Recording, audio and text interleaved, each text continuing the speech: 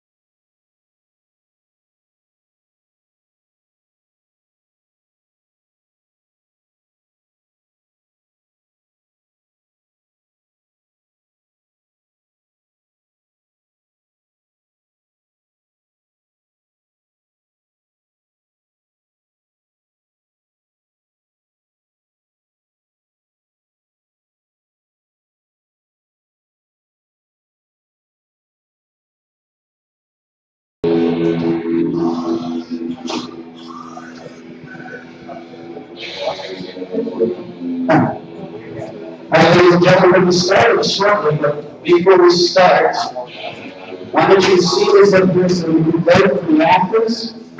Just put that in your phone, and you'll get a voting station.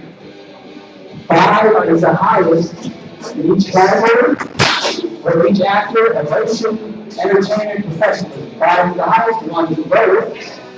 And remember to vote with one of these 3 actors, and you enter your email to get access. So just log in your phone now, you don't have to vote, you have to see them yet. I just want to make sure this doesn't turn into work. That's all. Does we understand? Are you guys in my Yes. Hi. Yes, Phil. Thank you. Does it make sense? Did everybody, do the people out front explain the voting with the blue card? Are they ready to do that? All right.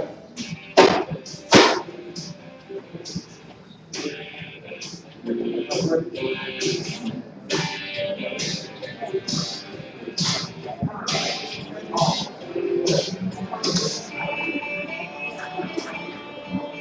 you think I want to? Don't you think I would? Not just think I tell you, baby, if I wanted to. Am I acting crazy? Am I just too proud? Am I just like a lady?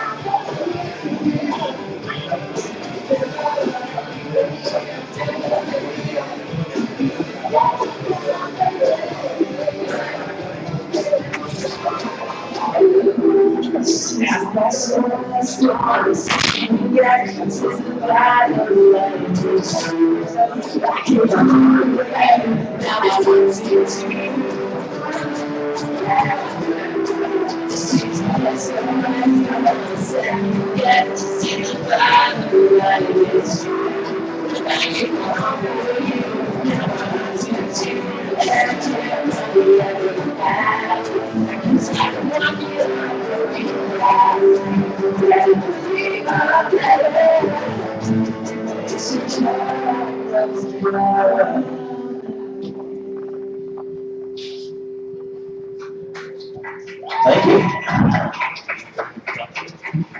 Thank you so much.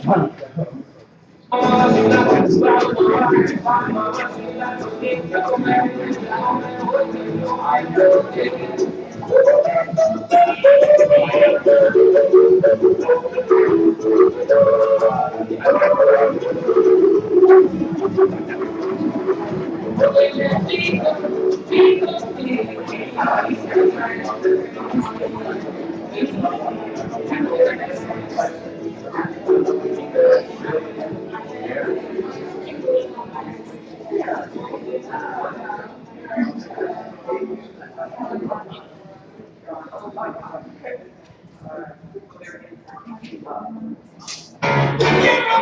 wonderful proud. Was a good friend of mine. I never understood what he said, but I never could have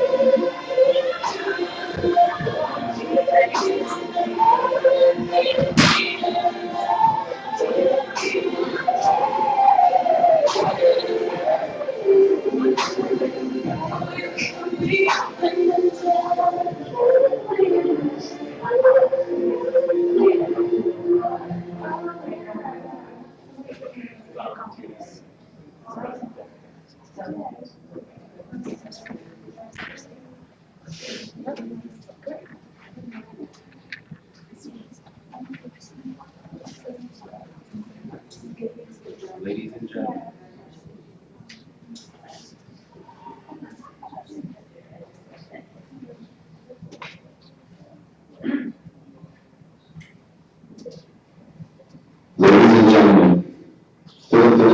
presents the best of Craigslist.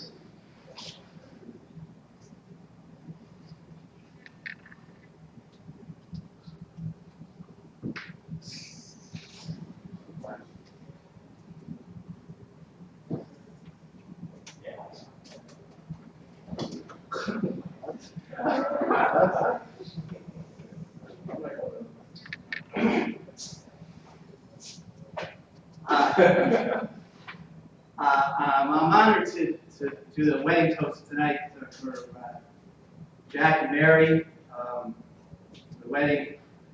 I spoke with Father Mike before. He said speak from the heart, and I took a course at the University of Phoenix for toasting, so I'm trying to do the best I can as the best man. But I just wanted to say to Jack, you're my best man. He probably doesn't want to hear this, but he got me sober. It's been 9 months and 9 days, and this is water, everybody. Water. 1 day at a time. So I just want to say thank you, and I love you, and now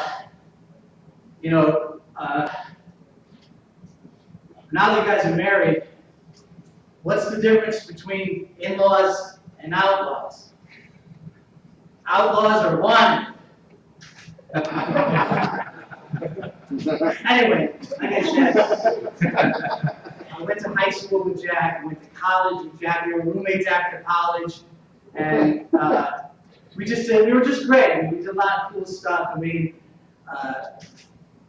and Mary, she's kind and beautiful, and I mean, look at those tits, right? Am I wrong? I mean, look at them. I mean, the first time Jack and I saw him on Craigslist, what? What, man? I'm just, are we all here for love? I thought that was what the house is. Can I continue, please? Thank you. So anyway, this one time, Jack and I were looking for a threesome, and he was like really bored, and he's like, I'll be blindfolded this time. And I was like, fine, whatever, man. So I posted the threesome on Craigslist, and boom, there's Mary's tits right in our mail. You just email. I was like, wow, what they are, right? So I'm like, and she's gorgeous. So I'm like, she comes over, right? And Jack's in the bed blindfolded, right? And I'm from behind, and he's underneath, and he can't see anything. It was just awesome. Like, we're just going at it, right? And then Mary, you remember this, right? Mary takes her thumb, and she shoves it right in my hand. And I'm like, oh my God, Jack, please position me, right? So I bring on that light, because you gotta see how gorgeous she is, right? And it was like their eyes locked, you know? It was like Kim and Kanye. I mean, it was just magical.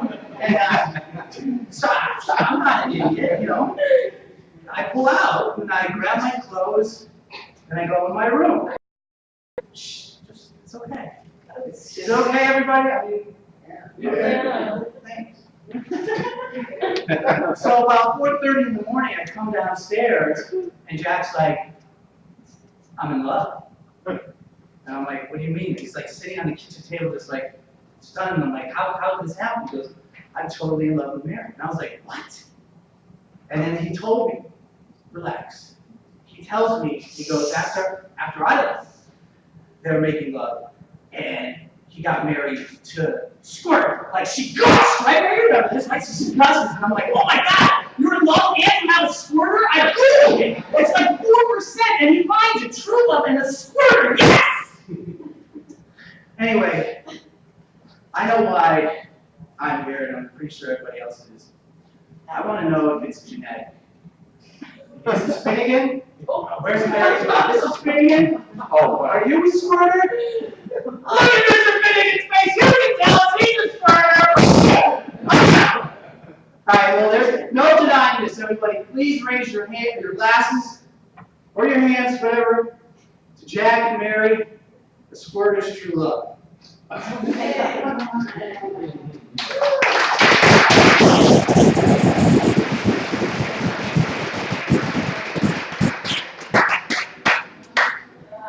No one ever woke up with dreams of fame. Are you going to settle for less? It's hard to remember who came in second place. You have it in you to be great. How about the best? Are you ready to leave your mark on the world? Are you the best actor in New York City? Well, prove it.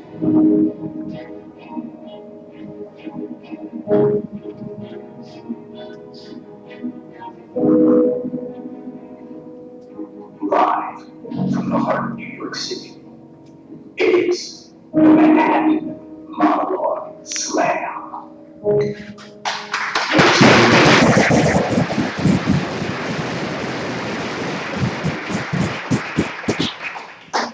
That's better. And now, for the thousands in attendance and the millions watching around the world, please make some Manhattan Monologue Slam noise for your host, Philip Galinsky.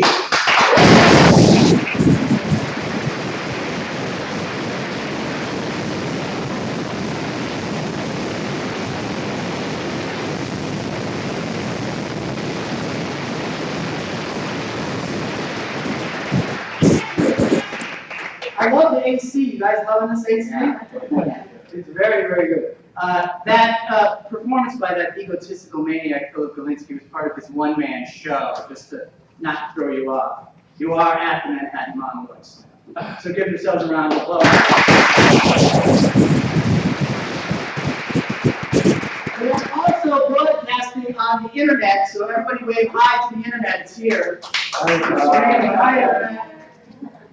We have Pseudo.com doing that. We have Mike and Nick running tech. We have our associate producers up front. You guys are all filled in on the voting. We're straight on that. Everything's good with that? Yeah. Okay. Nick, do we want to go to the wall? See what's on the wall? Are we going to do the? Okay. Now, ladies and gentlemen, another special feature for you tonight. There's going to be 2, 3, 4, 5 different special things. I was involved in the project with the entire film. Not yet? No, I'm saying, you're blocking the. Oh, I'm in the way. Yeah. Where we had these producers cast a movie out of the actors from the Manhattan Monologue Slam. This is a teaser trailer. This is in terms of the biz. And let's run it, and then we'll get into the show as well. Forensic Connection, sorry.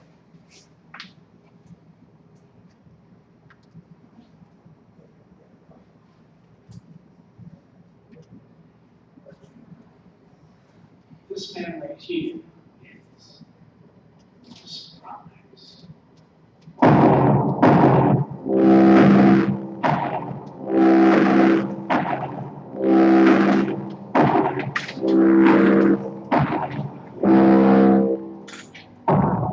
Be patient. Listen.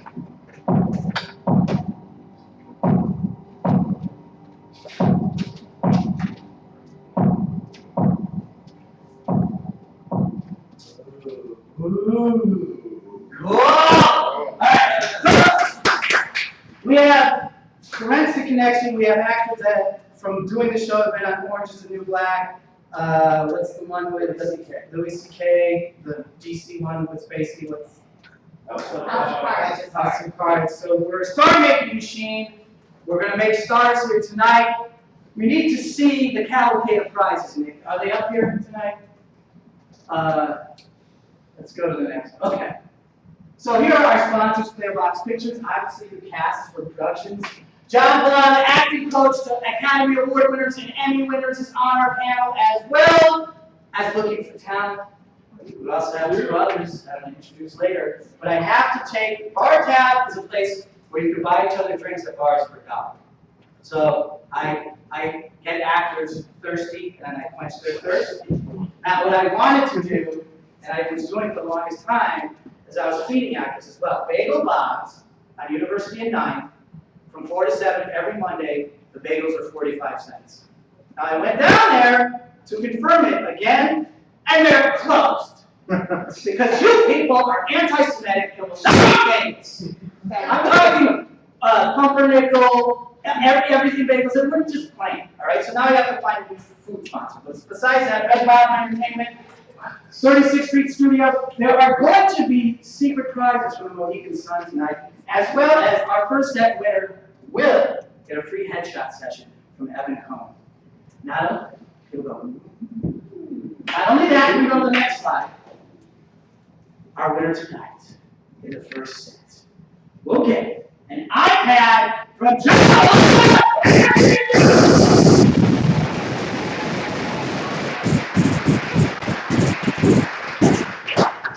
But before we move on, I would like John to stand up and do the pageant wave like you're a beauty club, so everybody in the audience.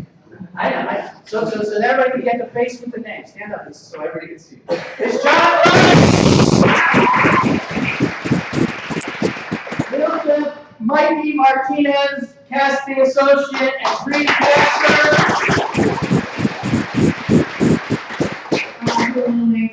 Who's worked with the likes of Jerry Seinfeld and others. Is that correct? Yeah.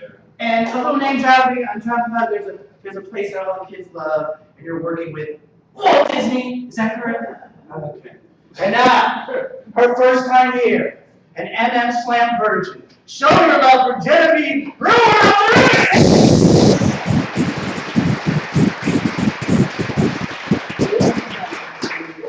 It will be gentle. Want me to be gentle? Star Wars is owned by. You're working with Star Wars now. Okay. I just wanted to. Oh, you're a lawyer for Disney. Okay. So everybody, this is how the show works. First set, we had 6 actors this month. They get to do a full 3-minute monologue. They'll get critiqued by our panel extraordinaire. Then we take an intermission, and we organize that 30-second set, in which it's sort of like the Price is Right. You call your name, you come down and do it. It's loud. It's almost like the ADD convention of monologues. Nick, I'm going to run up and get the microphone for the panel. Anybody here for the first time, make some noise!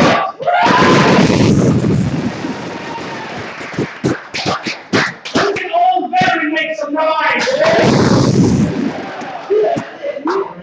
Is the lighting good for everybody? Nick, is it good? Camera guys, everybody is good? Nick, it's good? Yeah. Yeah? Yeah. Thanks for the enthusiastic yeah. Is it good? Yeah. Okay.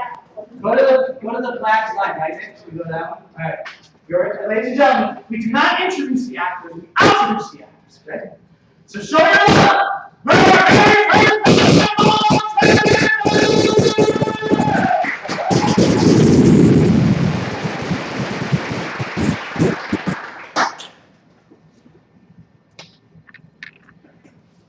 There is nothing like watching somebody else watch your family just really give you some perspective. I keep catching Peggy staring at the various members of my family like, okay, see, she doesn't understand why we like to come here. The sad truth of the matter is that my family comes to Cedar Point for the food. I can't even, I've begun to be aware that the women in my family often say things like, oh, I'm so full, I couldn't have another thing. Maybe just some pie.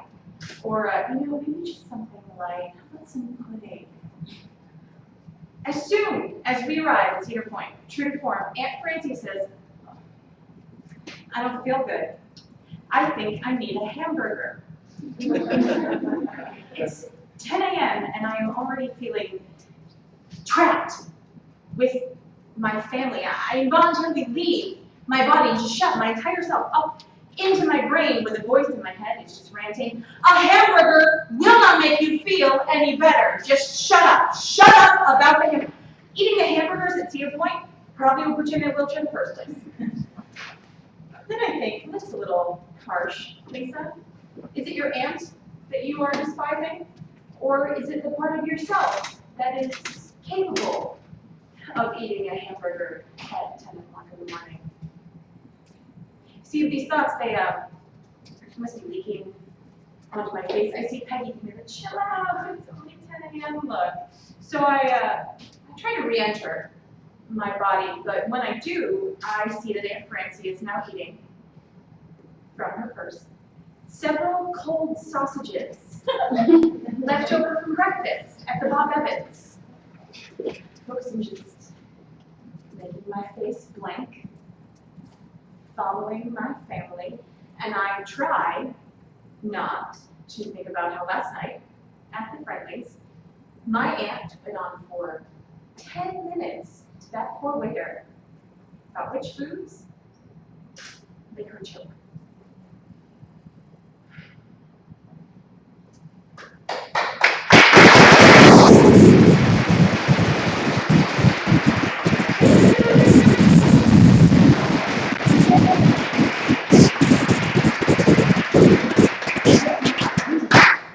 Where's that from? That's from 2.5 Minute Rhyme by Lisa Ron. Nice. You might recognize this celebrity face. She went down to DC for their Manhattan Monologue Challenge. You're from New York, and you won. Yeah! Anybody from DC here?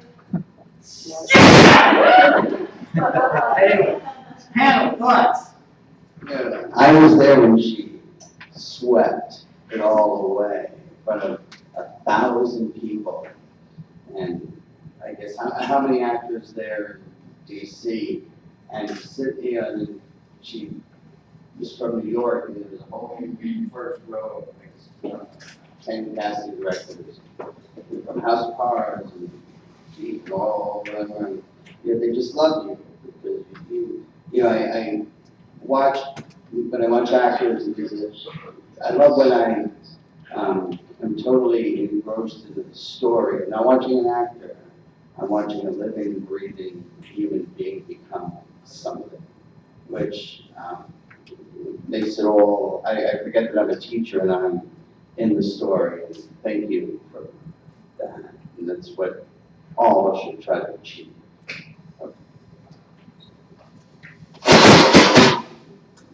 Sorry. I thought the timing was excellent. Excellent. I really, really like into your story. Thank you.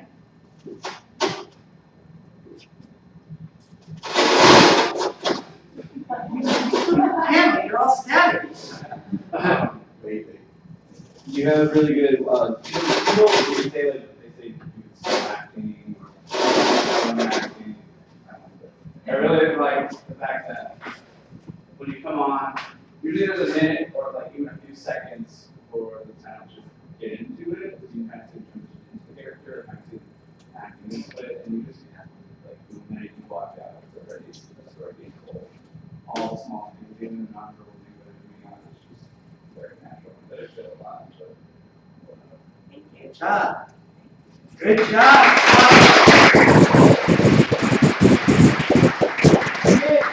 Can you turn on the house lights for a second? There's some people that were late that are standing. Oh my God. Should I keep them standing or should I have them come in and sit down? We have some chairs.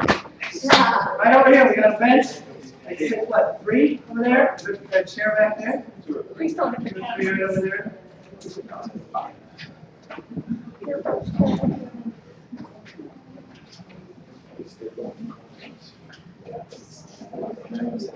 Timing is everything.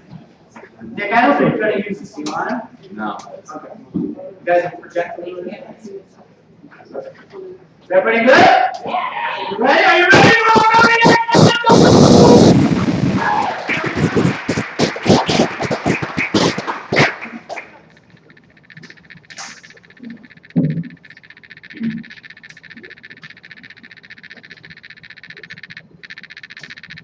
Say your sorries. One thing I don't need are any more apologies. I got sorry with me in my front door. You can keep yours. I mean, I don't open the door. They don't open doors or bring the sun back.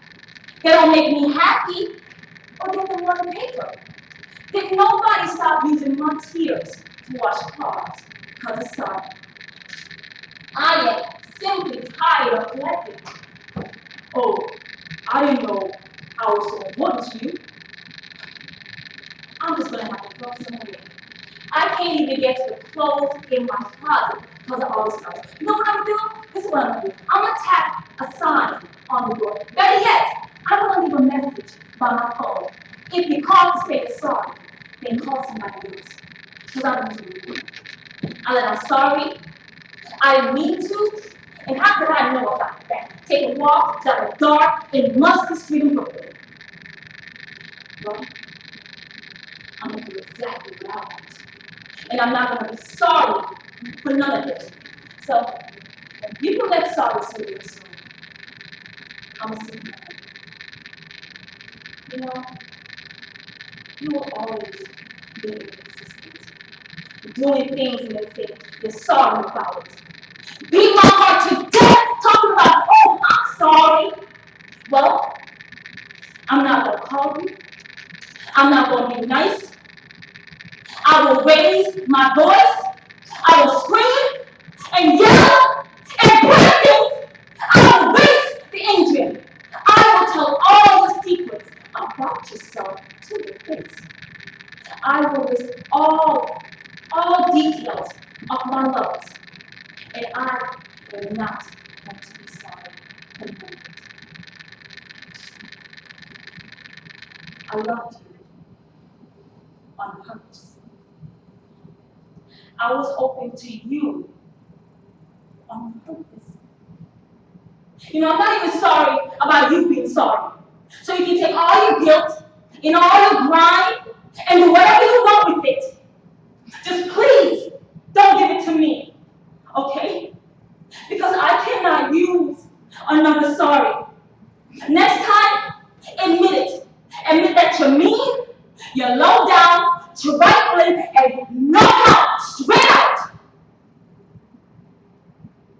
Instead of being sorry all the time. Why don't you try being yourself?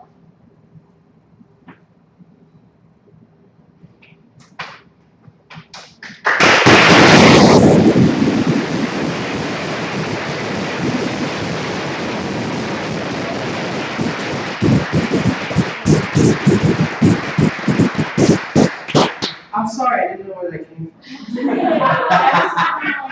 from. Four colored girls. The name of the author is N.A.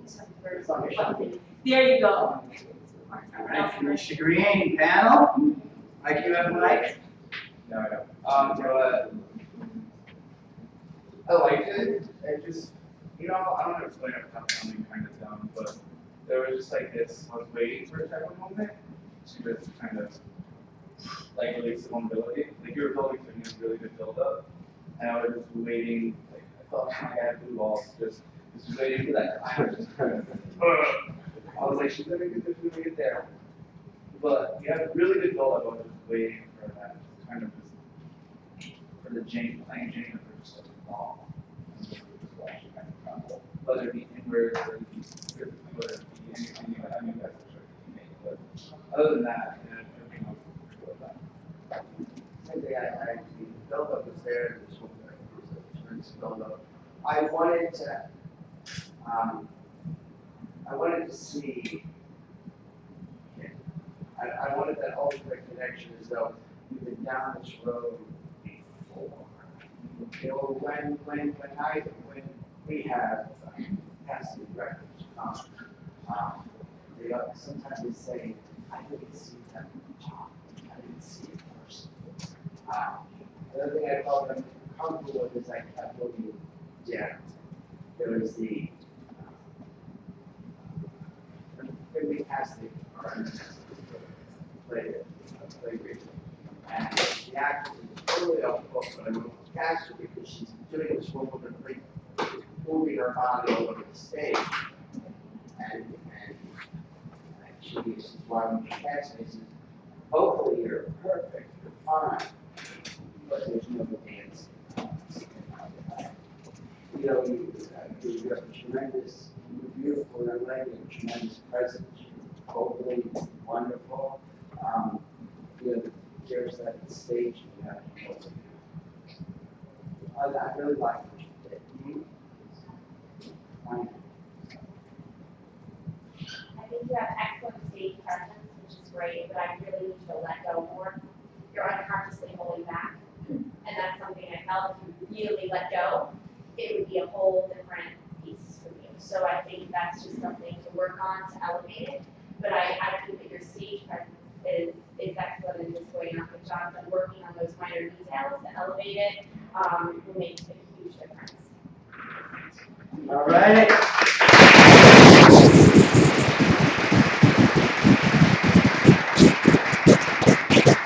What people? I don't know if we have chairs. There are enough chairs. How many more of you are there? Come here. Fucking up my show. Like come right to your show? Turn those house friends up. It's not show friends, is it? Yeah.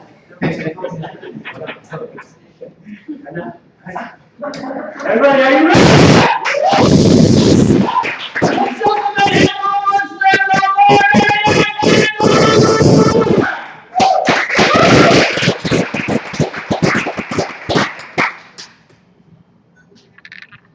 Listen, Coop. Last night was really great. You were incredibly romantic and heroic, no doubt about that. And that is great. But I've thought about it. And my thing is, Andy is really hot. I mean, don't get me wrong, you're cute too, but Andy is like cut from marble. He's gorgeous. He has this beautiful face and this incredible body, and I genuinely don't care that he's kind of lame. I don't even care that he's kind of an asshole. I mean, I like you more than I like Andy, but I'm young. And maybe it'll be different when I'm like ready to get married or something, but right now, I'm entirely about sex. I just want to get laid. I just want to take him and grab him and fuck his brains out, you know what I mean?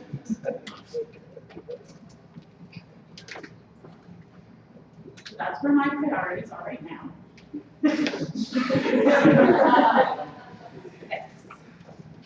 Specifically with Andy and not.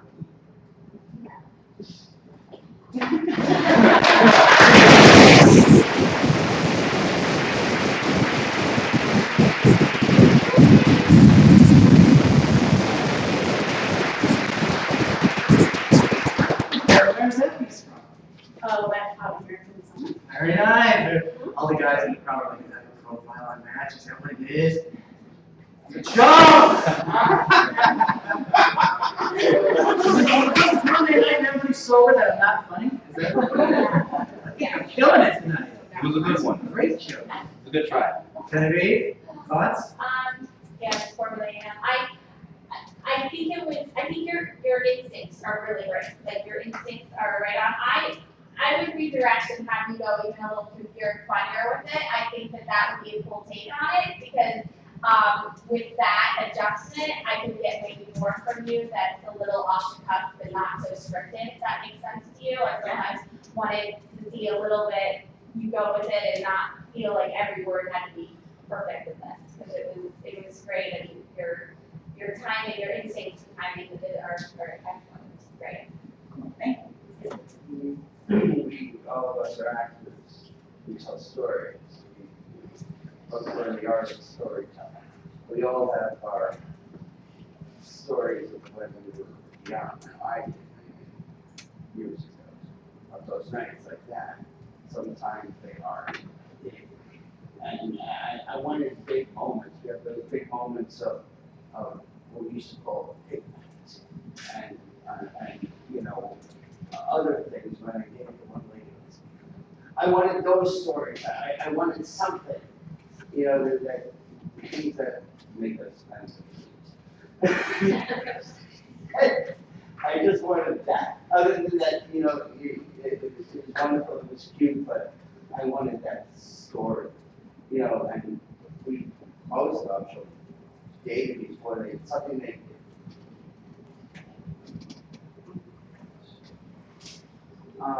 Yeah, like Shirley said, you have really good timing with just kind of course, storytelling again, but then have to tell someone you don't want to have sex with them, you know, it's awkward, and you hear they're really good at awkwardness to it, everything, all of that was good. The only thing that I was probably missing is this imagery kind of, just giving, which is kind of difficult to give the audience something to think about.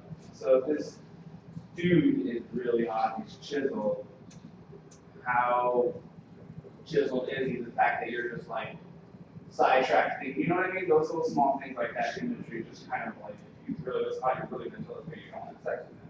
And but everything else is funny because the awkwardness and maybe like you said it could have been a little bit more this way, but of course that's a choice. So it's rather than that. All right, Victoria DeCarlo!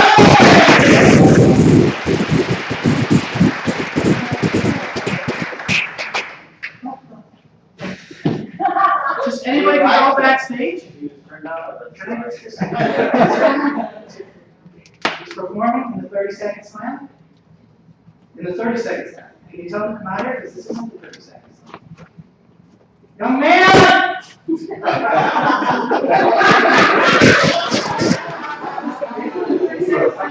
Get the fuck over here! My God! Did you read? No one reads anymore, John. I got your email. Oh, God forbid I click and open it, fella. Just put all the information in the subject line. There's 2 sections. Okay? First set are featured actors, right? Then the second set is the 30-second slam. Okay? There was a YouTube with all the instructions. I'm not singling you out because everybody else is stupid as well. I got this happening. The people that do the 30-second slam, they get casted to go to next month's 3 minutes, where then you can be in the back.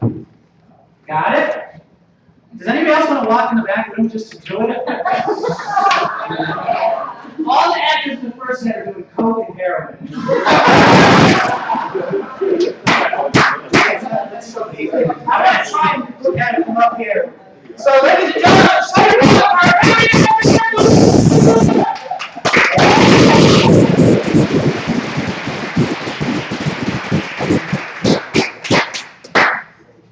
We are men.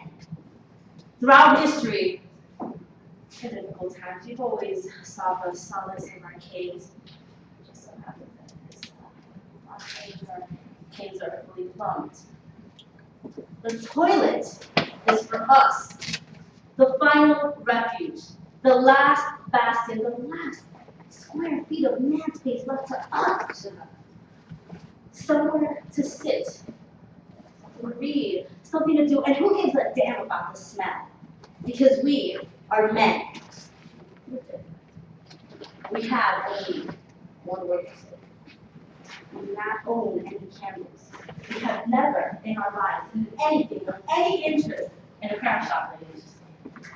We do not own magazines full of celebrities with their clothes on. When we talk, we actually take it in turns to go on in turns. Because we are men. We're different. You know, we also don't know how to get excited about really, really, really, really boring things like ornaments or bath oil or the countryside or vases or small churches. And we have yet to reach that level of earth-shattering boredom and, inhuman despair that we would have a haircut recreation. So, you know, you ladies, we like to go in pairs, and we respect that. That's your choice. We don't pass comments, we don't make judgments. But for us, this blessed pot, this sacred vessel is our alone time. And we men will always walk the toilet mile alone.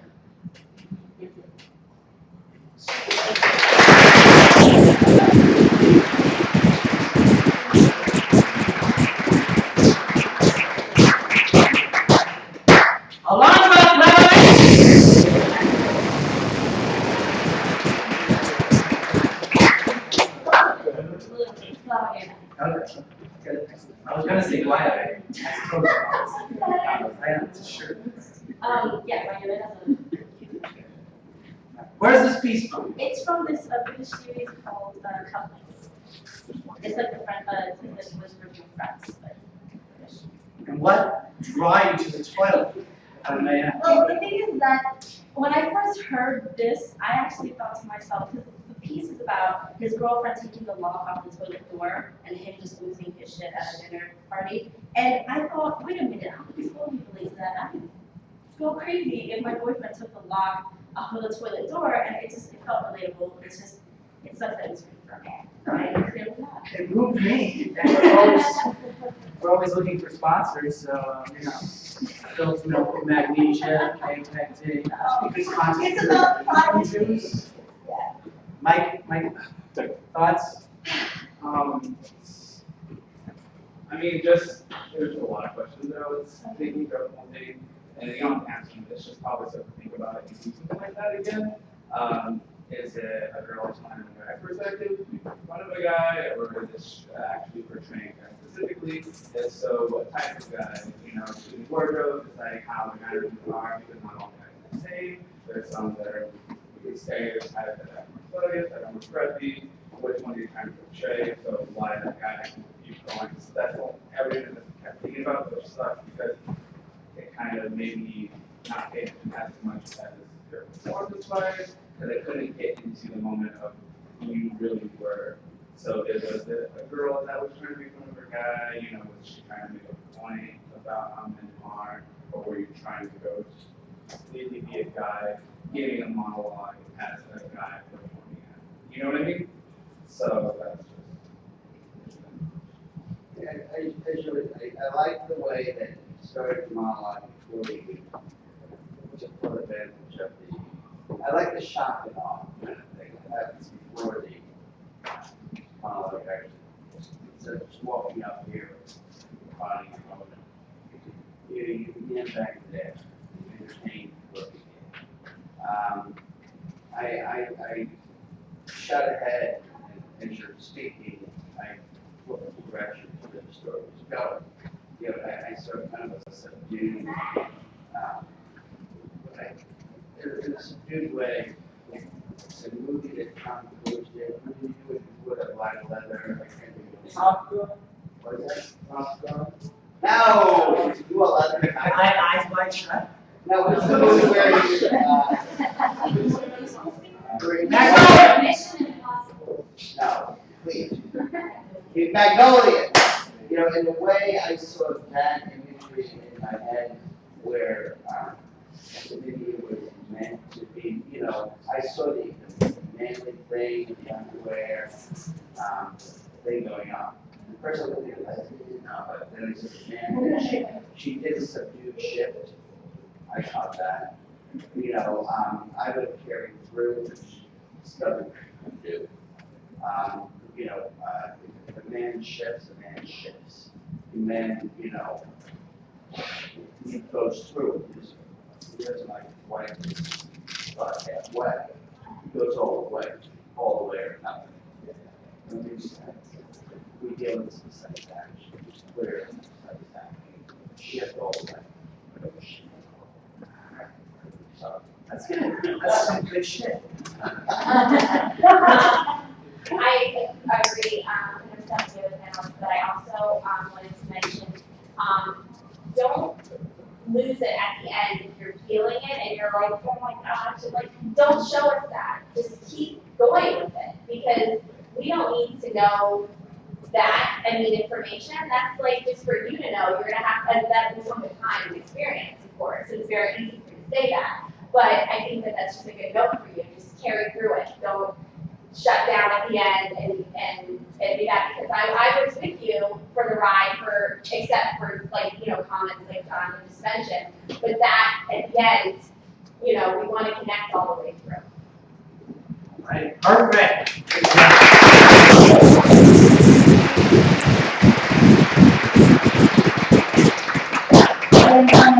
To the first set. After the first set, we'll take a brief intermission so you can use the toilet, as sponsored by the last monologue. But we don't want to take too long of an intermission because we want to make sure that everybody gets to do their 30-second. We want to get our winner from the first set. We want to get our 30-second winners, and we want to see the trailer of Forensic Action. Now that's the teaser trailer. Just get your head into show business. There's first a teaser trailer, then there's a pleaser trailer, then there's a teaser trailer for other folks, and then there's a trailer trailer. Am I right? Perfect time. Ladies and gentlemen, and also when you take an intermission, be careful of Ed's camera when you stand up. We don't want to hit it. Right, Ed? That's right. All right. Ladies and gentlemen,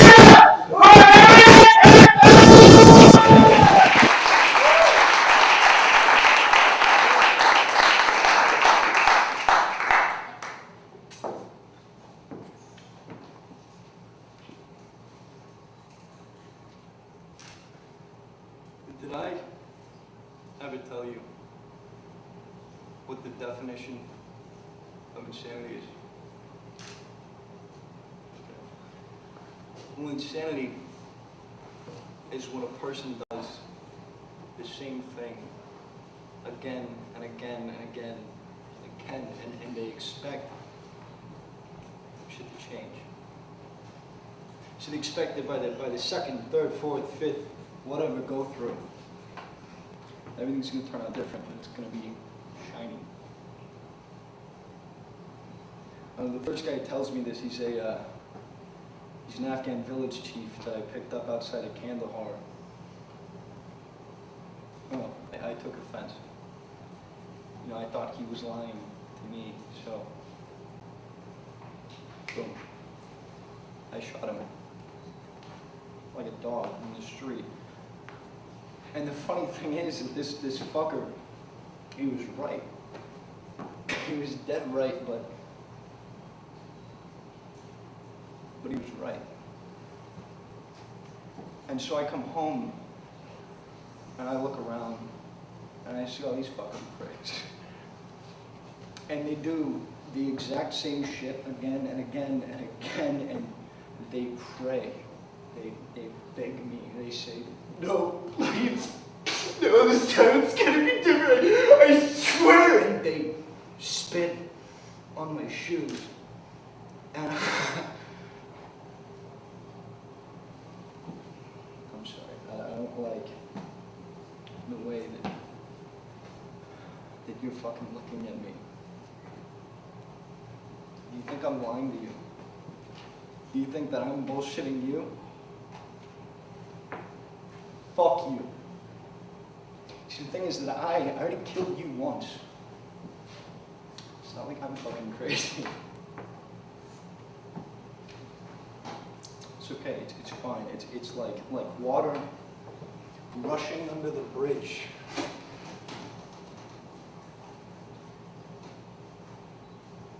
Did I ever tell you what the definition of insanity is?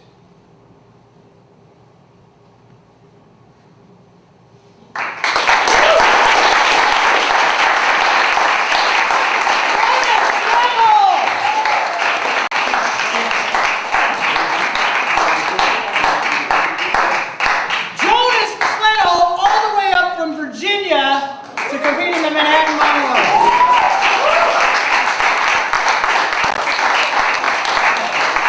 Where's that piece from? It's actually from a video game, so for all you That's right, yeah. And if you guys aren't aware, I'm also in a video game. I don't mean to toot my own. I also was in an animated series called Dora the Explorer. I'm not making this stuff. No, look, let's get back to the show. Focus. Otherwise, we're gonna have people going in the back again.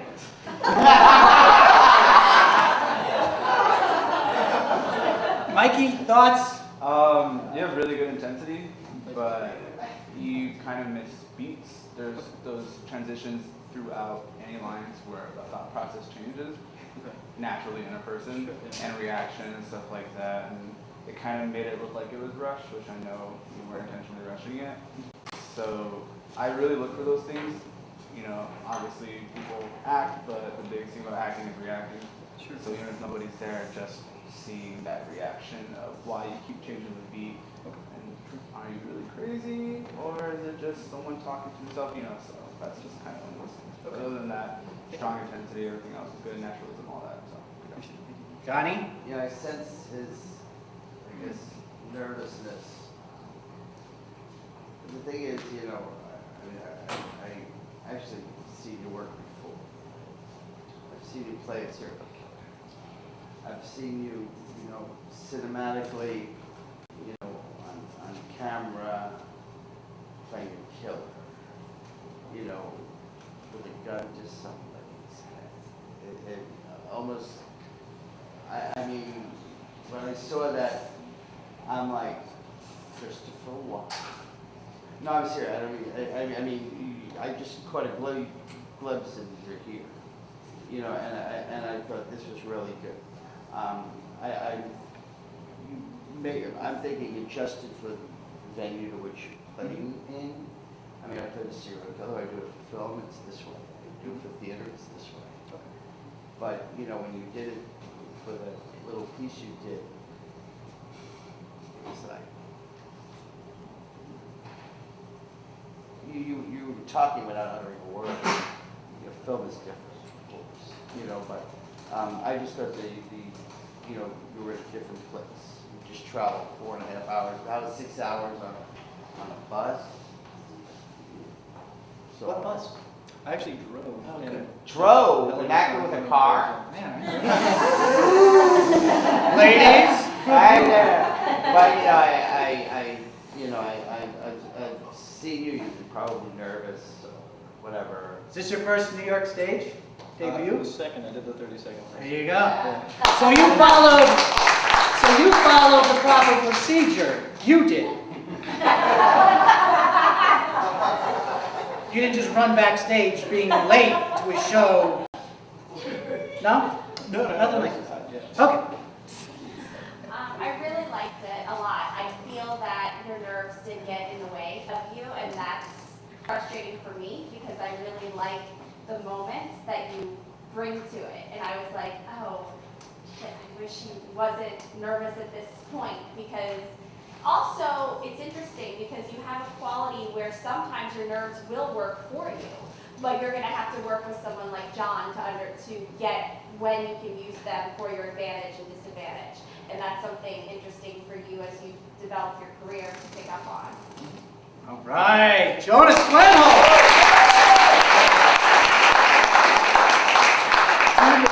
There's actually 3 seats up in the back if the people that are even later. There they go. Thank you. All right. Up in the back to the left. Oh, you took the bathroom. You know what? Wait. Lefty, come over here. Oh my God. Just sit here. How about sit here? Right? Can we do that? It gets handicap parking. Go ahead. Thank you. Anybody else? That's it? Good? Are we good in the back? Okay.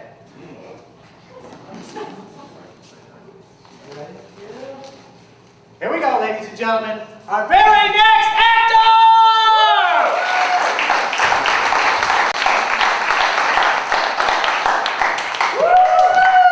Yeah, all right.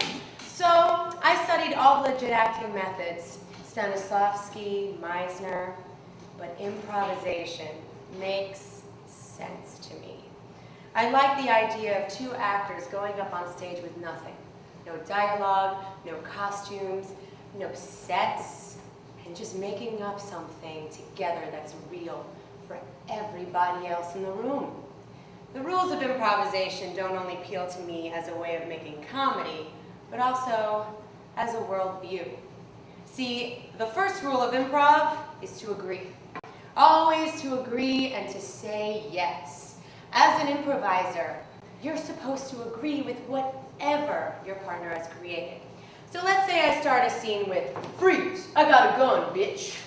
And you answer, "That's not a gun, that's a finger. You're pointing your finger at me. The heck am I supposed to do with that? You've just denied what I've created." But if I start the scene again with, "Freeze, I got a gun, bitch." And you're like, "Not the gun I bought you for Christmas, you bastard." Now we have a scene because you've agreed that my finger is a Christmas gun. Now, obviously, I'm not going to ask you to agree with everybody in real life. Okay, come on. But the rule of agreement tells you to respect what your partner has created. And then also enter onto the stage with an open mind. Say yes and see where that takes you. Because as an improviser, I always find it jarring to meet somebody who says no all the time. "No, we can't do that. No, this is not in the budget. No, I will not hold your hand for $1. I mean, what kind of way of that life is that to live, you know? Gosh. So the next rule is not only to say yes, but to say yes and.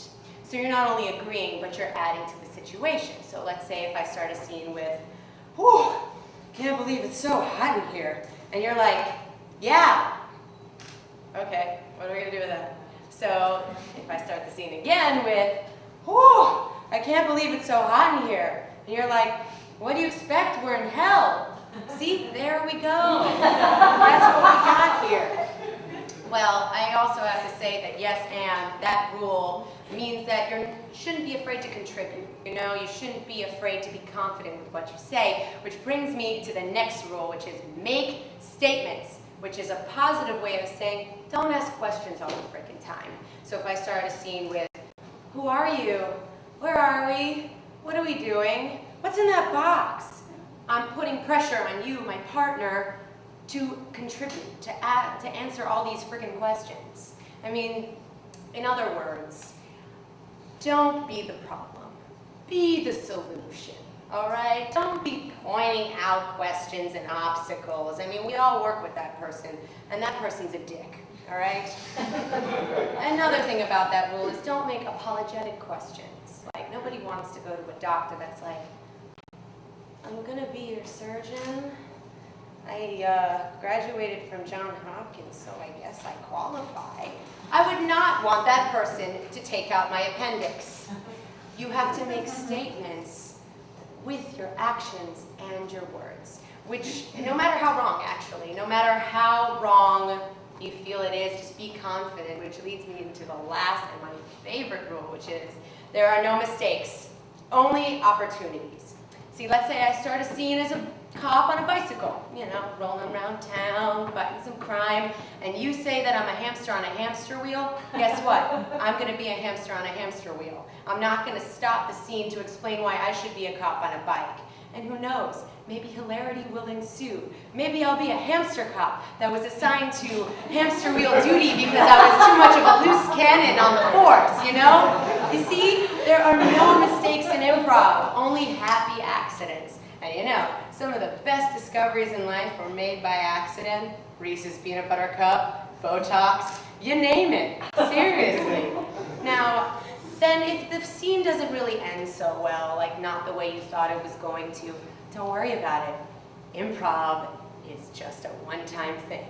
It never happens again, unless it's filmed, of course. But we don't need to discuss that. But on those times when it's live, you just can let it go. You don't have to, just don't take it personally, you know? So there you have it. Improvisation. Not only a way to make great comedy, but some good perspectives on life. Beat that, Stanislavski and Meisner.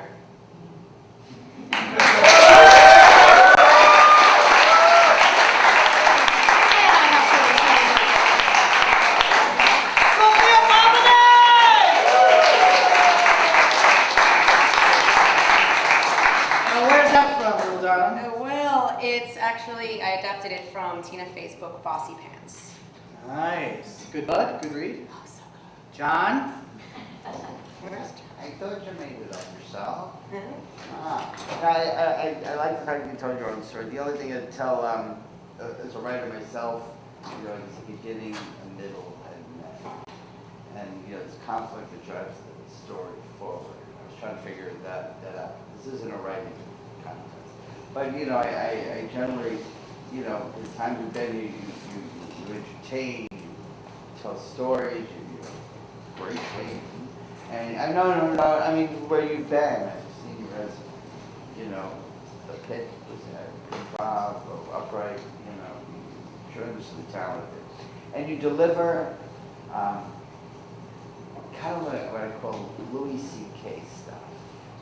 Does that make sense? It's that behind, there's the humor in the dryness. When Louis C.K. first came out, people don't understand this. They will 3 years from now. So your humor is like, it's like there. But you have to understand. I mean, you're delivering, I understand. But, and I love what you do. I just wanted more of a constructed story. I have to say one thing. We were doing this backstage in the green room. There's a lot of rumors and stories. But I did advise her to wear this t-shirt. I think it's wonderful. Everybody like it? Yeah. She's Wow. I want to actually play her one day in a movie. So. There you go. Nice. Big dreams, right? Mikey? I mean, even that we just did right there, I wish I could have seen more of that into the whole thing. I noticed I couldn't tell where the audience was. I didn't know if you were trying to explain to a classroom or, like I keep saying, like kind of imagery, like who were you talking to? You could have even used us to kind of, of course it's a choice. And just, I've seen your personality, and I felt like that either you didn't want to use personality or find a different personality for the character. Just wasn't, it was, I don't want to say flat, but just, I know you have personality because I've seen you give out personality before, just being you, talking to people, just like how you were joking around with the shirt, like I wanted to see that. I expected to see that the moment you came out, but I don't know. I don't know if it was a choice, but other than that, I don't know what else to say. Genevieve? I really liked you and your personality a lot, but I did kind of feel that it was a little bit one note because of what they said, both of their comments. I felt like I needed you to tell more of a story. I needed to know who the audience was. And that's where I felt like your pacing was a little off in one note, but with that, it could be a whole different you into that. And I wanted more of like you in it. I don't know you yet, but like when we were talking and the comments that you made, I was like, wow, I wish I could have seen that a little bit more. But overall, obviously, you're very talented and it was a good choice. I just would like to see that. All righty. Sophia Popovich!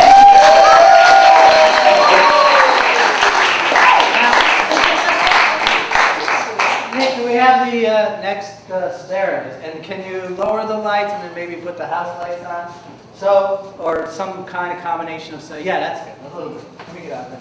So these are your actors you're going to be voting for on your smart device. 5 highest in each category.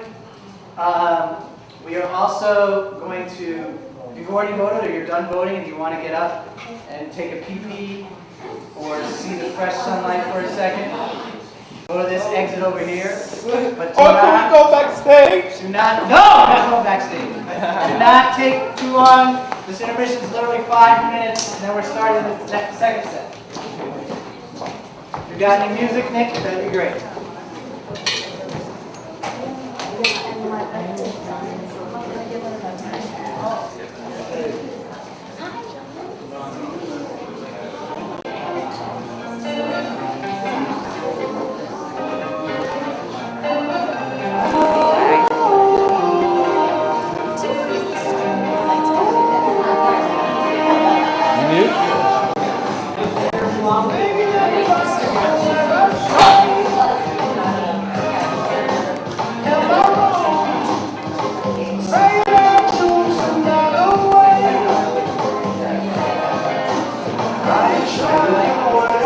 Everybody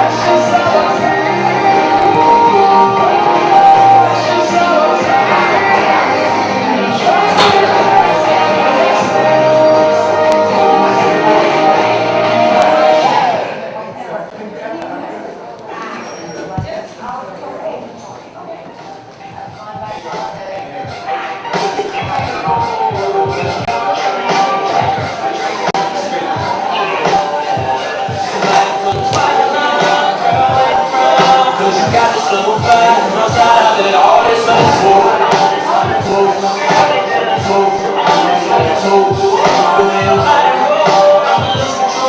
cause you got this level 5 outside of it all. It's like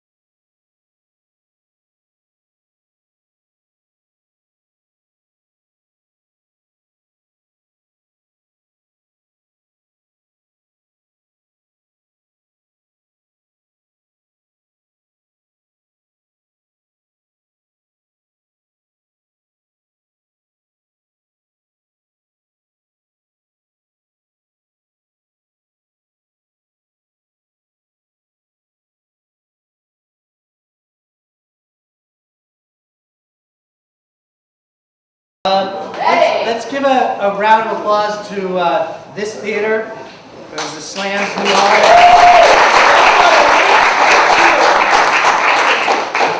A round of applause for the panel that comes here to see this cavalcade of stars and revel at my bedazzler.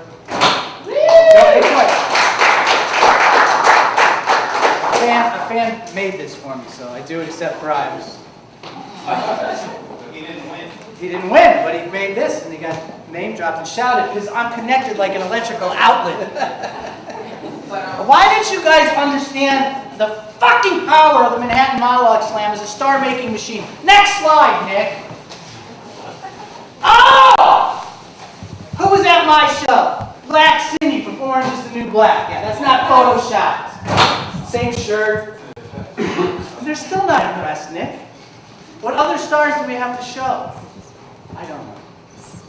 All right, so ladies and gentlemen, if you're new to the 30-second slam, let me explain it.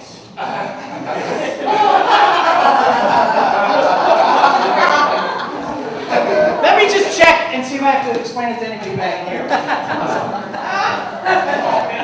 I need a rim shot. Okay, so here's how it's going to work.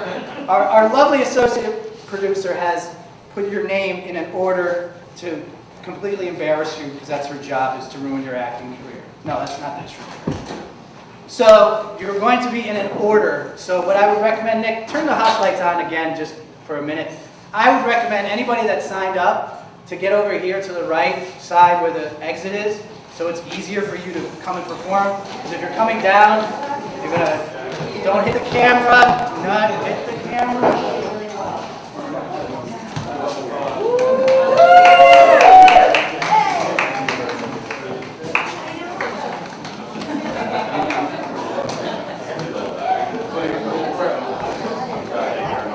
Very, very good. Wow, look at this whole crowd. Okay. And if toward the end it feels as though we have missed a name or something, don't be shy to say, Philip, what the fuck? Wait. We have no audience. That's all right. So how it works is, we call your name, you come on stage, the lights will dim. You come up, you do your piece, and at 30 seconds when you nail it and you say, nobody puts baby in the corner, the lights black out, lights come up, there's some music, you make your way off stage.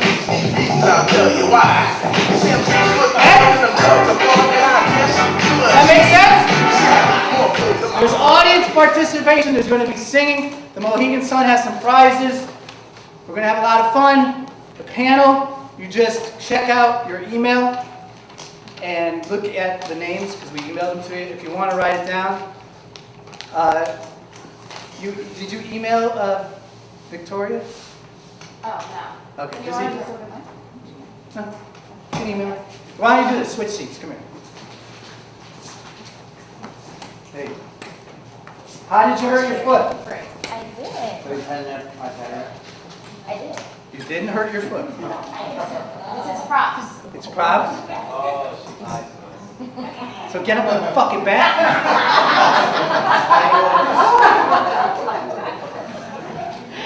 If I butcher your name, it's because I can't read emails. No, I'm just kidding. Nick, you ready? Yeah. Audience, you ready? Yeah. Please welcome to the stage, Alec Silverman!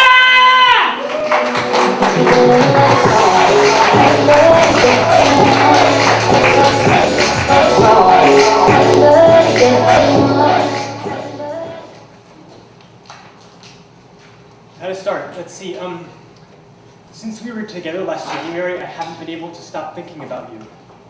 It was easily one of the biggest things that's ever happened to me. And I know that it was this uneventful blip of antimatter for you, but despite my inept, desperate sexual brevity or whatever, something real passed between us. Even if for a moment. And I know you remember it. You fucking have to, because I'd never known a feeling like that before. Because if these kids don't go by,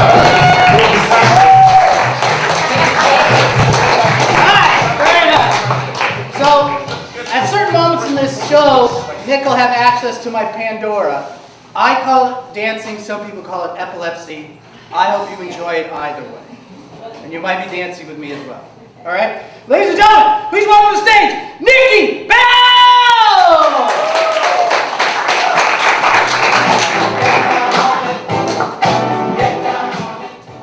So when Carmen, little bitch Carmen, walks in here to unload her secrets, confess her sins with him to me, well, I let her know it was no interest to me. But despite my repeated warnings, she chose to continue. It was a favor. So finally, ladylike, I asked her to cease and desist.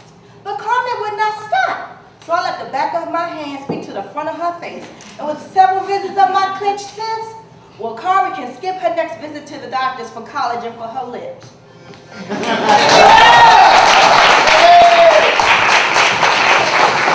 Is it already that time, Nick? Is it? If you want it, ladies and gentlemen, here's your moment to take a selfie. It's right here. They made a song about it. Turn it up, Nick. I don't think they heard it.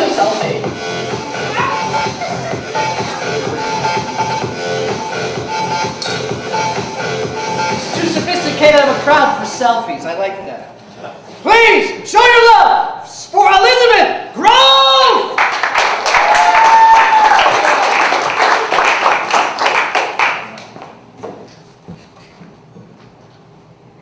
So I take out my mom's ashes and recite a line of Shakespeare and throw them in the air. And by air, of course I mean the wind. And by wind, I mean the wind blowing back at me. And so my face is all wet and weepy, so my mom sticks to my face. And now all I can think is my mom tastes like charcoal.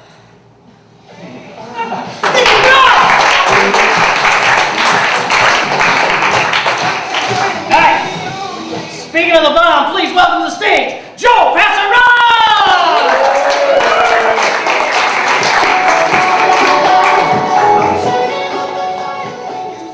Okay, so first of all, Papa Smurf didn't create Smurfette, okay? Gargamel did. She was sent in as Gargamel's evil spy with the intention of destroying the Smurf village, but the overwhelming Smurf way of life transformed her. And as for the whole gangbang scenario, it just couldn't happen, okay? Smurfs are asexual. They don't even have reproductive organs on those little white pants. That's what's so illogical, you know, about being a Smurf. I mean, what's the point of living if you don't even have a dick?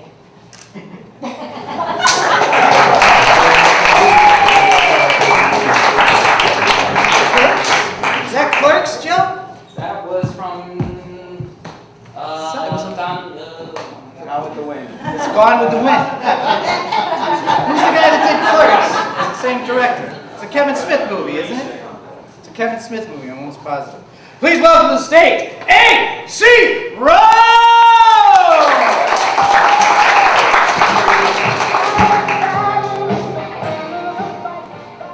That morning was like any other. We woke up and we argued. We argued over who's going to take the dog out, who'd make the bed. At breakfast, she cried. She cried so much she got sick right there on the table. $450 can change your life, change your future, make it so what is.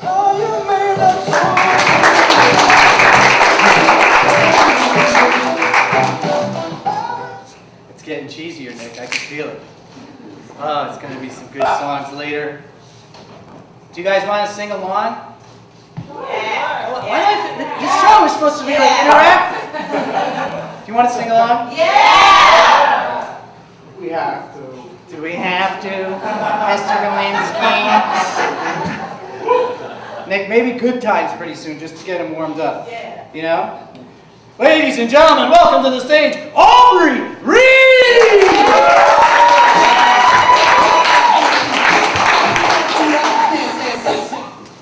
Mr. Vaccaro, that's a very personal question. You see, when I was 18, I wasn't ready for marriage, but my daddy wanted to see me, took care of before he died.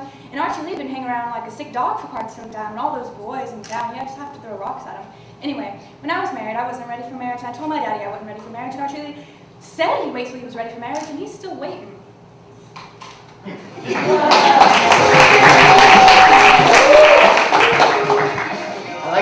product placement. What brand of lollipop? Yeah, it wasn't from B&H? Wasn't the free one? All right. Ladies and gentlemen, please welcome to stage Kate Espada!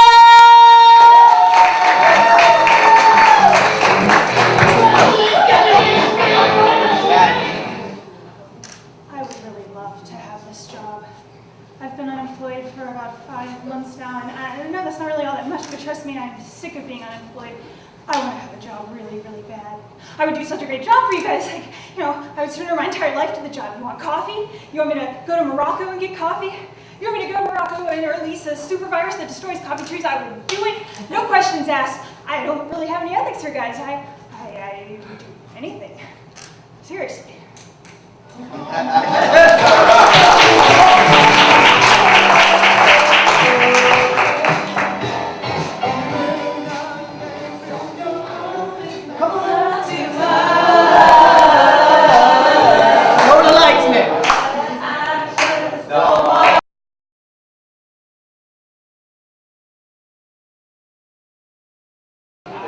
All right. Play it again. Can you play it again? Lower the lights and everybody just listen to Luther. Just, once it's in you, just let it out. Gentlemen, you know what to do. A little lower.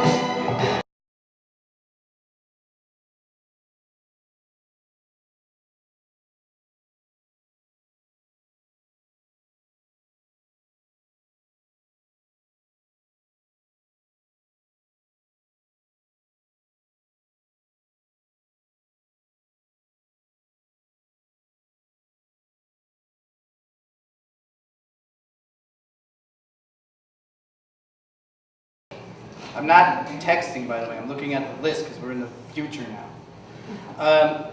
Ladies and gentlemen, the 30-second set is a place to work out your monologue slam muscles. And this guy is like on freaking steroids. Comes back month after month and kills it. Jeffrey Nunez!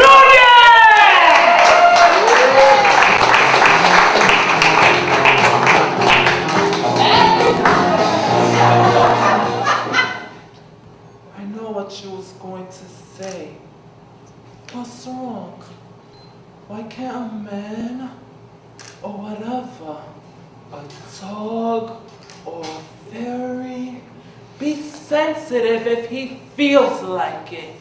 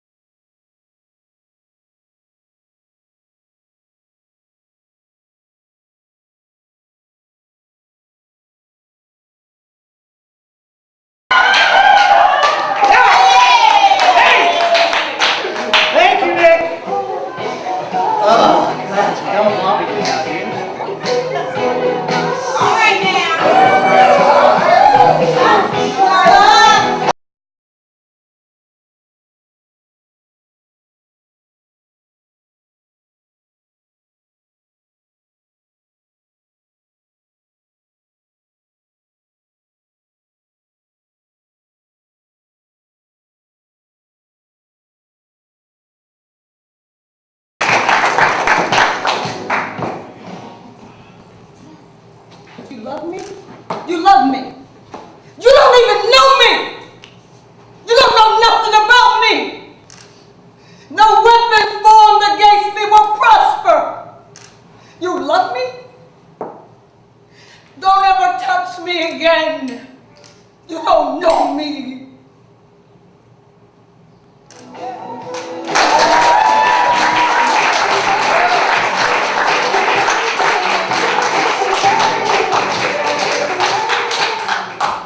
Can you come up here one more second, please? Where'd she go? Did she take off already? Just give her applause for the outfit.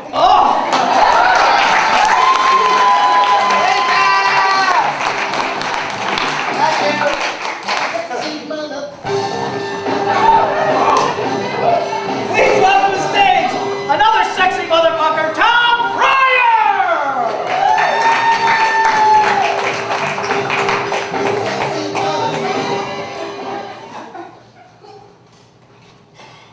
get married. I want to marry you. I've been up all night trying to figure out what's wrong with me. I'm trying to figure out how I was going to tell you, because I don't want to hurt you. I want us to wait. Can't we just wait a few months? 6 months, please? I need some more time, because I'm not ready. I'm not ready for the rest of my life to start today.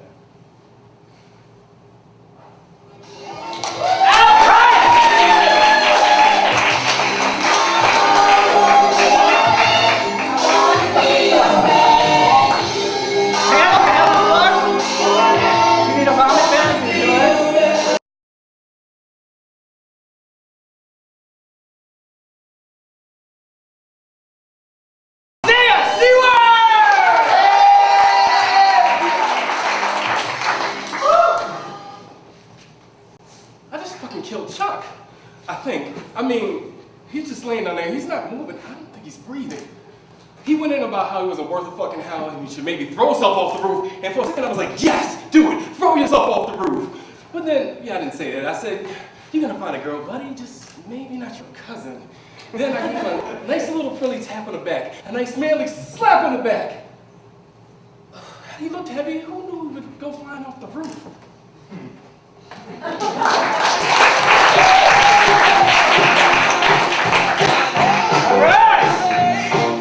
Please welcome to the stage, Anastasia Adamenko!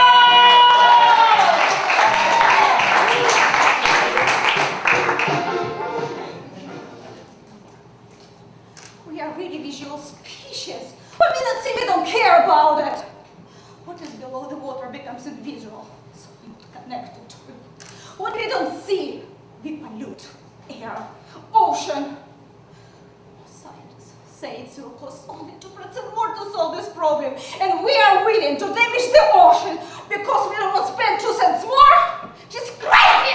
Absolutely crazy!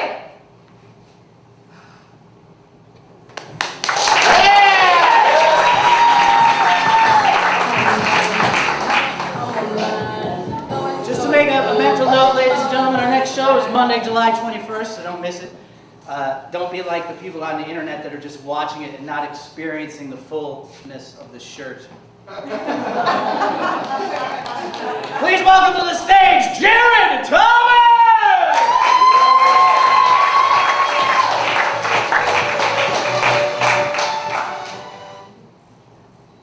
I can't remember the first time I was exposed to periods. But somewhere between awkward, prepubescent, giggle-inducing, curiously animated films in elementary school and not realizing that the blue liquid in MaxiPad commercials was actually supposed to be red, which took me way too long to figure out. I guess I grew up a bit. See, you give your blood away every month like you're the sole benefactor of Dracula of the Red Cross. And you carry tremendous power inside your uterine lines. And the sacrifice in misinformed lies is your sanity. But you're not crazy, of course. Your body's just under siege for a period of time that makes you crazy.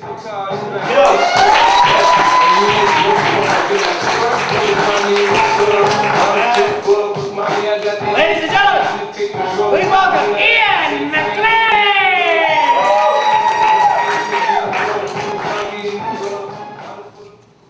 You like me? Just good enough to fight Sugar Ray? Never had to win, did I? But you gotta do more than that. You gotta break up the title. I mean, take all that shit that we've been through through the years. You take all that shit, all that fucking shit we've been through, and you get out in the ring, and you fucking take it, man. You fucking take it!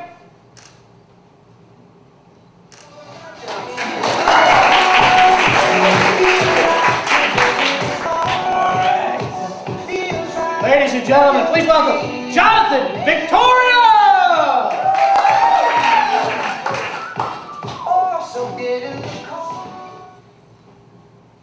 You know, some people have a hard time explaining rock and roll. I don't think anyone can explain rock and roll. Maybe Pete Towns. That's okay. See, rock and roll is about a lifestyle and a way of thinking. It's not about money or popularity, but about a voice. A voice that says, here I am, and fuck you if you can't understand.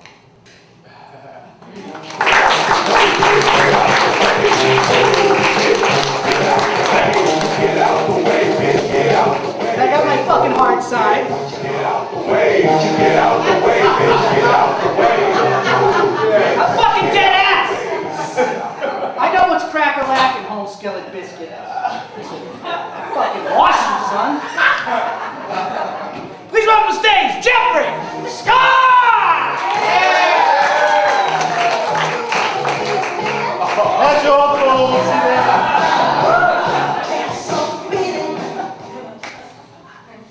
All right, come on now, guys. We're in dire straits here. You guys are the best of the best cops I ever knew. You're trained. You know what you're doing. If nothing else, search this place high and low, and damn it, find that box of donuts.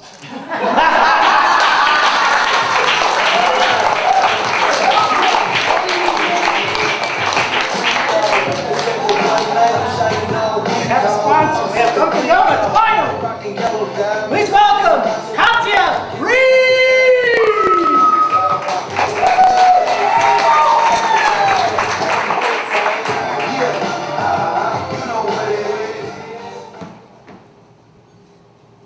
So you want to break up? Sure, no problem. I wanted to break up too. I've been thinking about it since the day we met. This is a person I'm gonna need to break up with. Well, I guess you beat me to it. No hard feelings. Friends. Sure. We can be friends. That's the natural evolution of most relationships. Have a fling and then boom, friends. I'm sure most friendships start that way.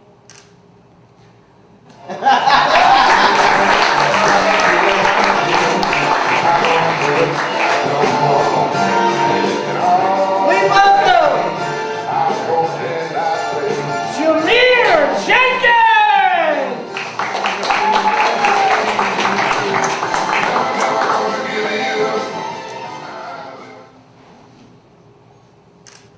You knew who I was when you married me, Tyrone. I do not have time for this. Supergirl is fed up with picking up the slack and she keeps saying, bitch, that's what you get for breaking up with my cousin Superman and marrying a human of all things. Now, honey, I love you. I have loved you ever since the day I rescued you from that baby raccoon. The attacking baby raccoon. You're everything that I want. Knowing that I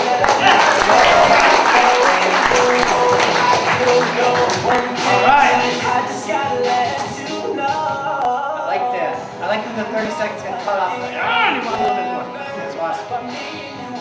Ladies and gentlemen, please welcome Ronell Goodman!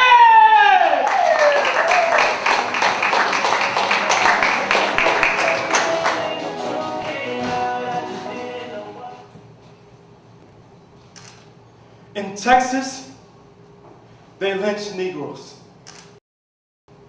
My teammates and I saw a man strung up by his neck and set on fire. We drove through a lynch mob, pressed our faces against the floorboards. I looked at my teammates. I saw the fear in their eyes and worse, the shame.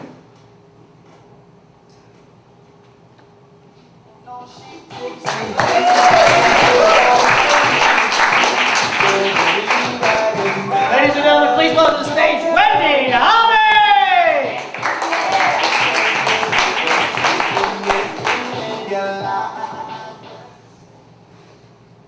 So you really want to know?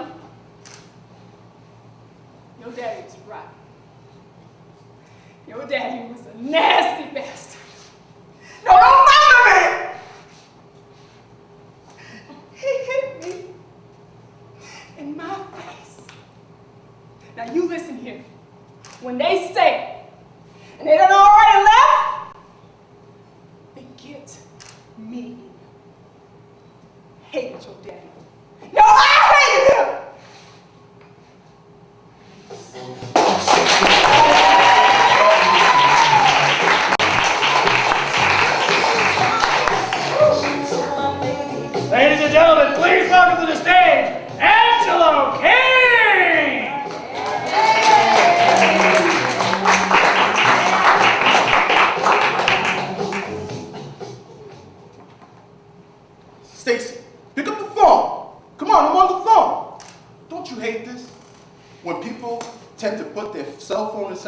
pocket and accidentally call you?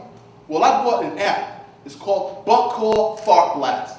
So the next time somebody like Stacy does this, all you gotta do is press click. And that sure gets her attention and everybody around her. Butt Call Fart Blast. Like it? Bye.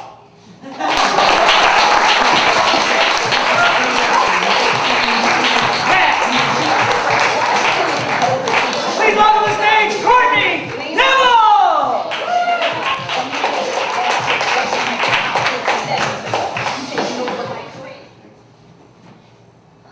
Dear God, I want you to know that I hate you. I hate you. I hate you so much. God, you took my mom and I hate you. I hope you go to hell.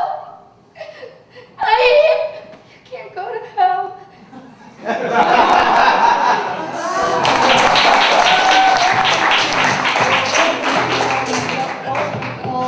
All right. Ladies and gentlemen, please welcome Vishal Runa!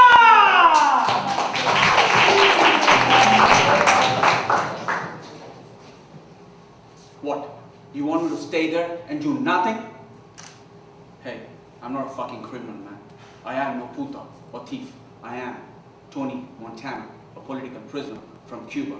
And I want my fucking human rights now! Just like the President Jimmy Carter says.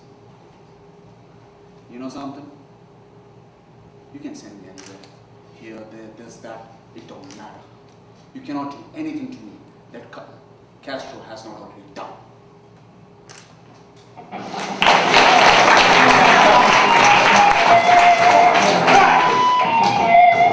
Ladies and gentlemen, please welcome to the stage, Alice Barney!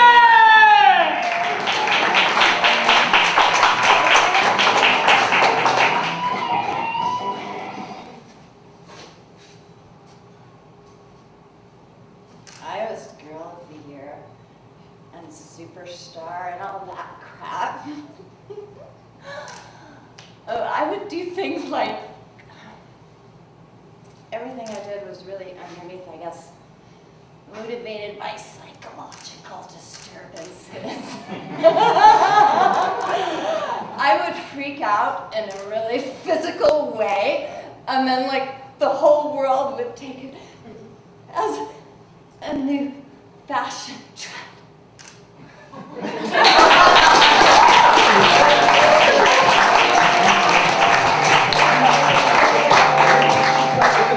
Ladies and gentlemen, please welcome Giancarlo Bole!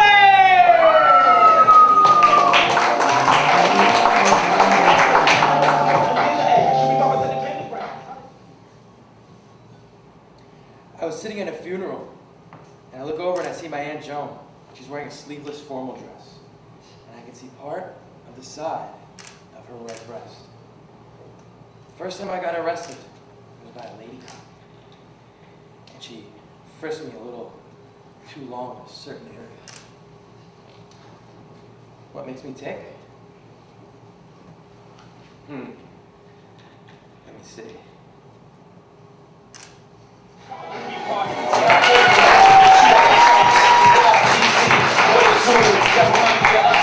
Ladies and gentlemen, please welcome Eric Colton!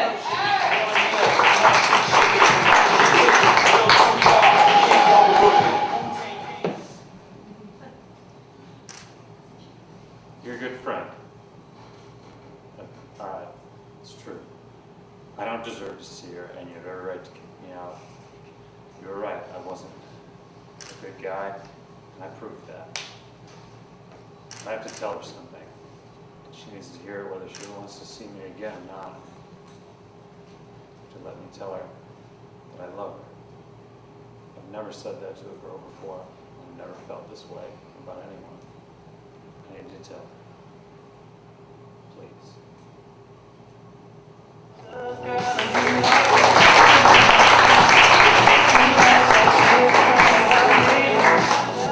Ladies and gentlemen, please welcome Alicia Brown!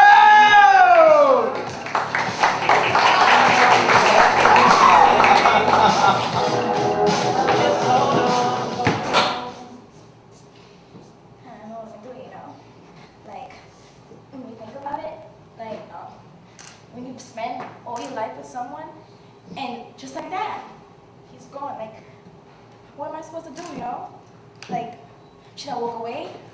Like, I don't know, you know? Can you tell me?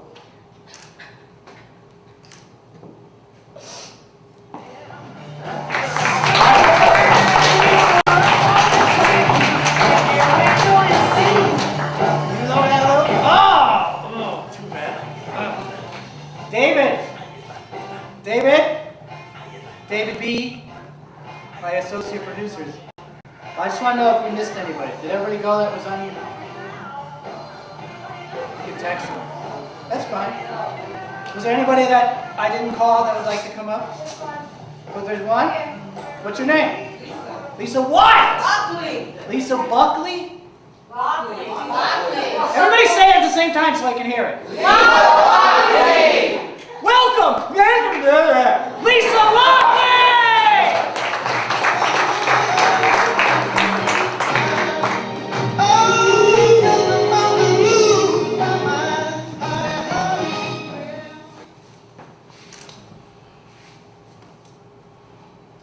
So, this is work, huh?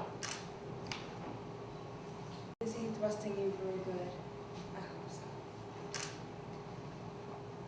Because my mother was right about you. You were just like your dad. Peace. No! No!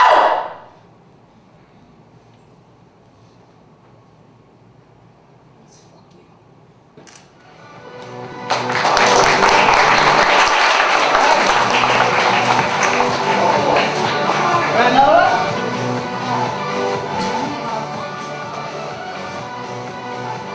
Ladies and gentlemen, please welcome to the stage, Maria Jimenez!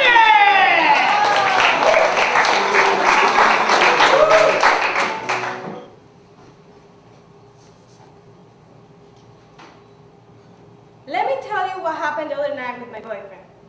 I want to check his phone.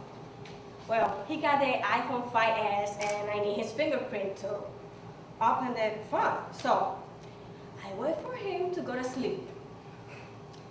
Then I grab his hand, I grab the phone, and I'm right there. And he wake up.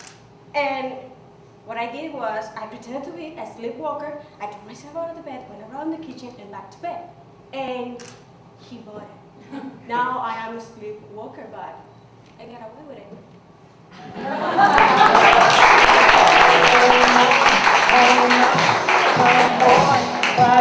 that it? Is that it? Sure? Everybody's good? Can you, you peeps deliberate on 5 or 6 for me? While they're deliberating, ladies and gentlemen, just want to say one thing. Yeah, you can go back and sit down, that's fine. You can walk right through my monologue. It's fucking great. Thanks, Phil. You're welcome. That's awesome.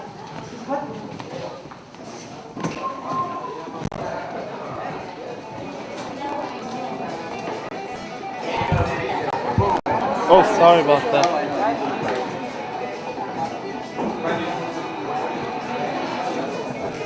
Is it okay if we're close? Just cross reference to mine. I think we had some 5 or 6. All right, ladies and gentlemen, we want to also, you know, I care about everybody in the audience, and I want to make sure that you remember that if you have too many glasses, you may become a spectacle.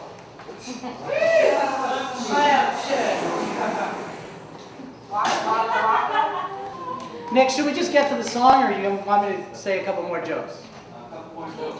Sure? All right. What do you call a girl with one leg? No. One leg. Eileen.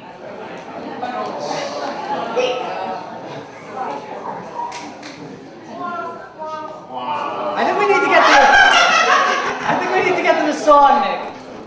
So what I need you to do is take out your phone. In the old days, we used to have lighters, not for smoking. You can take out your lighter if you like, but if you have your flashlight, I want the flashlights out. I want this to be like the summer with crickets. Wave them out there. Nick is going to play this song. Thank you, Nick. Everybody thank Nick and Mike and everybody in there, the technical staff doing a great job. We're going to play the song, and we hope that your DNA triggers you to sing it out of key, because that's the best way to sing the song. Nick, are you ready? Audience, are you ready? Yeah. Here we go.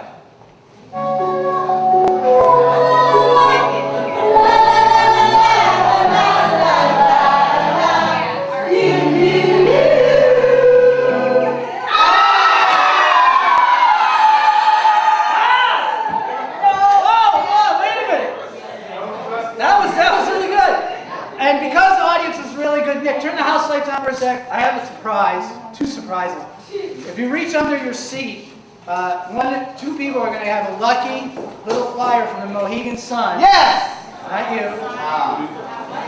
The little flyer. Come up. Got one over there. I think there's one over there. Get up. I think there's one over here. You got one. Try an empty seat.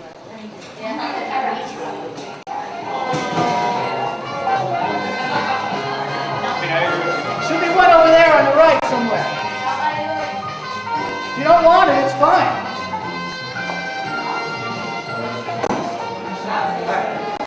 What's your name, sir? AC Rowe. AC Rowe, and tell the folks what you want. Rusty Root. He got tickets to see Rusty Root at the Mohegan Sun! Yeah!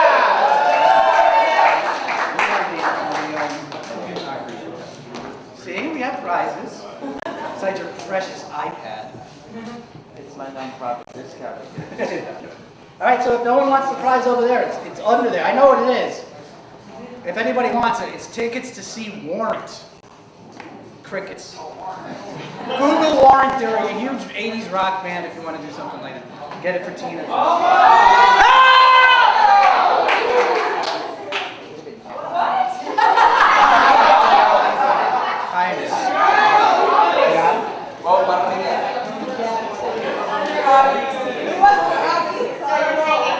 Okay, so the stars are the ones that are green and up.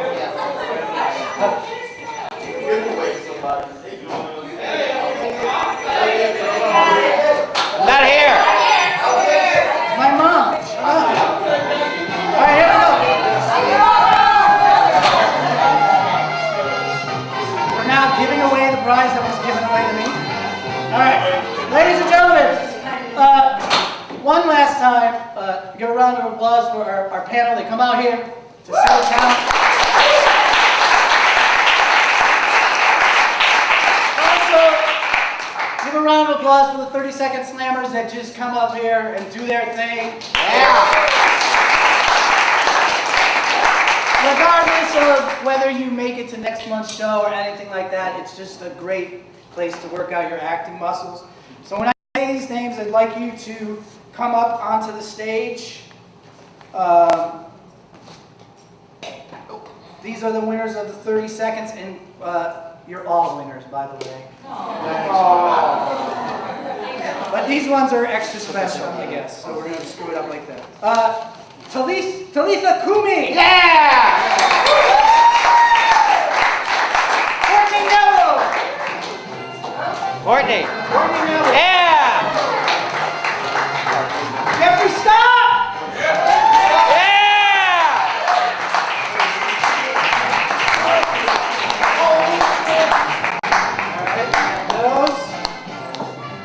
AC Rowe! Yeah!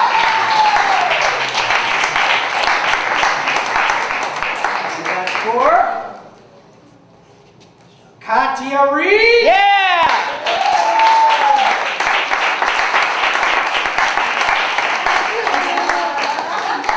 And Jamil Jenkins! Yeah!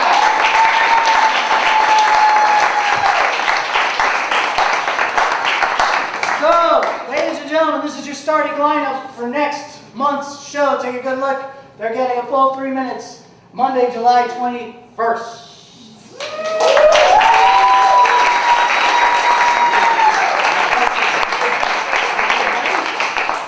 Yeah, it's over. It's over. All right. This way, right? No. we want to know who won the first set. They get the iPad mini, but they also get this. It's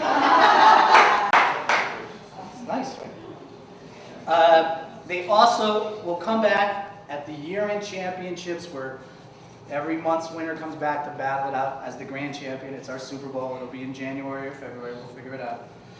But please give me a little drum roll for our June winner, Victoria DiCarlo!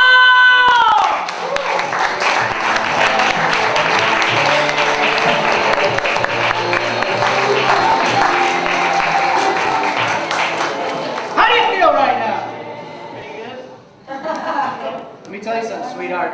The sky is going to be a different shade of blue. Food's going to taste a little sweeter. You're the champ!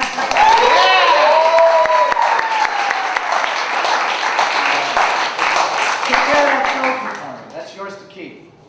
Yeah, the other way. The product placement. There you go. Victoria DiCarlo, everybody!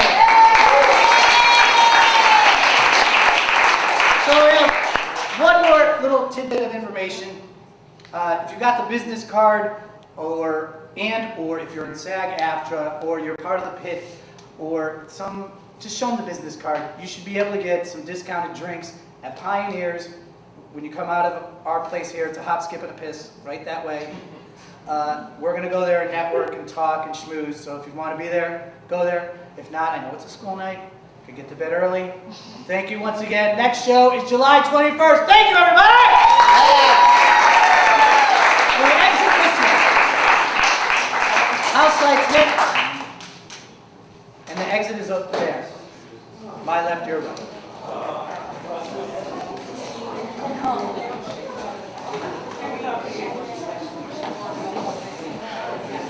Oh wow, it's been a hard